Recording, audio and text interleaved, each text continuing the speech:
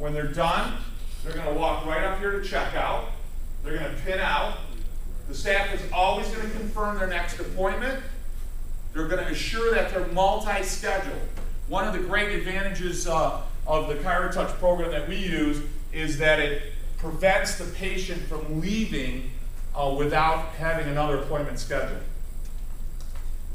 So it takes a little bit of work off that checkout staff, because many times what will happen is, you know, they're collecting money, there's something else going on, they're assessing some other question, and all of a sudden, you know, they forget that they don't have another appointment scheduled. If they are unable to schedule another appointment, what's going to happen is the staff's going to put them on a call to schedule. They're going to put them on an appointment further ahead, maybe later that week or the week after, so they always leave to ensure that they have another appointment. Okay? A couple other quick things which we'll address. Anytime a patient asks me any question regarding their care, I can assess it right off that screen. Okay? If you don't have that program, you certainly want to assess their condition immediately. If they've missed an appointment, is that important? You always address a missed appointment.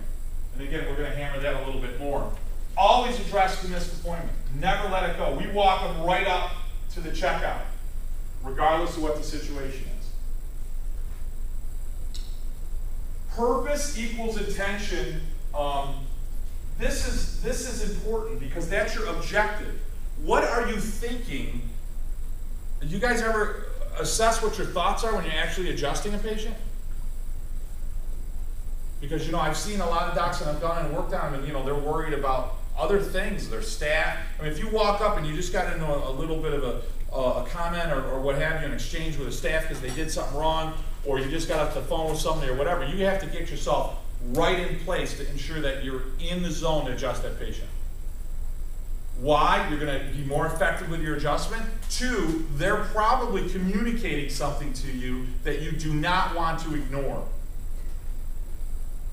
A patient is either in your practice or out. I find they're either working their way in or working their way out. I find the biggest error that most chiropractors make is their radar's not on. They're not assessing where the patient is in the status of their care. So if a patient says to you, hey, you know, how many more times am I at twice a week? I mean, that's an important question.